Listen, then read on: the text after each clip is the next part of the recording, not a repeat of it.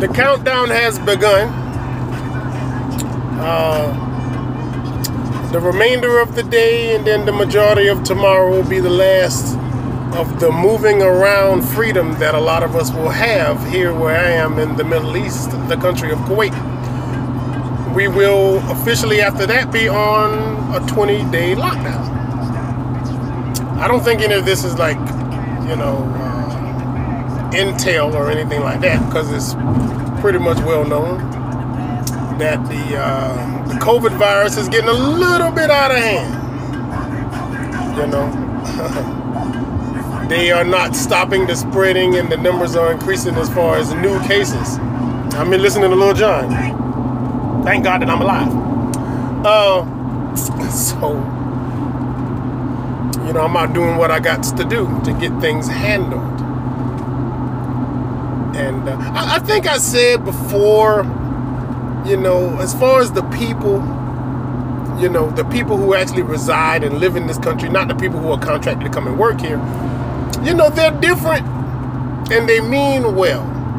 They haven't been brought up in a lot of the superficialities and a lot of the, you know, reluctancy we have as far as interactions, Americans that is. So, you know, they're different in that respect.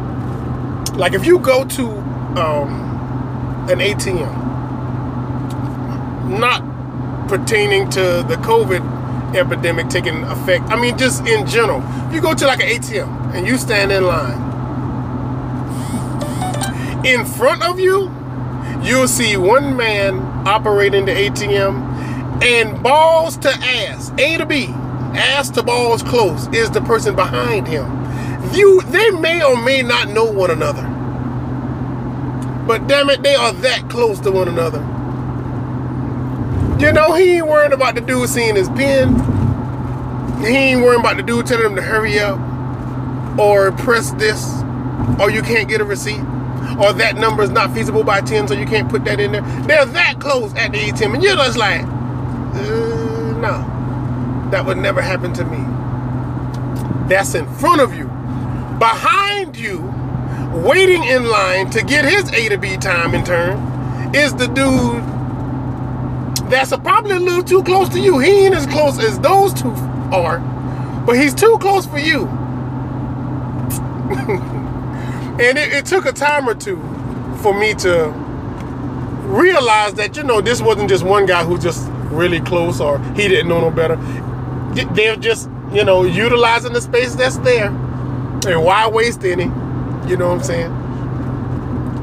And it's just if you're not prepared for that, you're just like, hey, you know, you'll be done stiff-armed them one, and you know, to teach them the true definition of social distancing right away.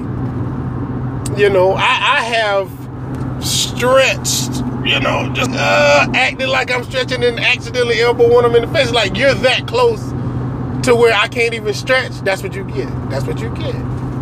Back your ass up. That's what you get. Back up. Back up. Move. Move. Move. And of course, you know, I'm not doing it with any real desire to hurt them, but you know, you get elbowed in your jaw a little bit by somebody you don't know. They look at you like, oh, sorry, you know, like I guess I'm too close. I guess you the fuck. I guess so. I guess you are. I guess you're too close. And he backs up. You know, that's how I felt. I had to get my room and space to start, you know, learning social distancing. Then lo and behold, years later, social distancing becomes a real thing. Now I go on from that to say this. Where we work, where there are a lot of personnel, enlisted personnel, and, you know, official places of business, with the new social distancing, it ain't new now, but the way social distancing is now, somebody took the time overnight before everybody came in and came to these places of, you know, retail and blase and wherever their normal day-to-day places are. They have 1 to 3 feet, no, it's about 3 to 4 feet distancing, and marked off by a sticker of some sort. Either to be a set of footprints or to be a cute little, you know, insignia that says social distancing. And that shows you where to stand and how far to stand from the next human being. And it ensures that if you're not sure, it ensures that you're at least far enough to be within the guidelines. I didn't get it at first, but when I started seeing them, I'm like, okay, this is dummy proof. In the Marine Corps, we call it Marine Corps proof, because we had to be told exactly what not to do for us not to do it. So we started, it became dummy proof or Marine Corps proof. You know what I'm saying? We had to be told exactly what not to do, because we'd just do it. You know, do not pick up food off shelf and eat without paying. Who, me? Yeah, you, damn it. Yes. Yes. We had to be told to do that. So these markings are like the dummy proof certainty that you are at least a safe distance, or what they believe to be a safe distance from the next person. You know. But damn it, I'm trying to tell you. Today, it happened today. That's why I'm talking about it today. We should have already been practicing and be pretty damn good at it by now, but no.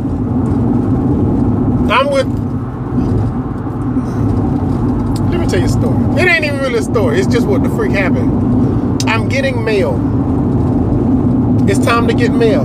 I'm designated to get mail. Okay, I'm getting mail. And I'm waiting. Everybody's waiting to get mail for their department or their company, whatever. So here I am doing that. And of course, like I said, every,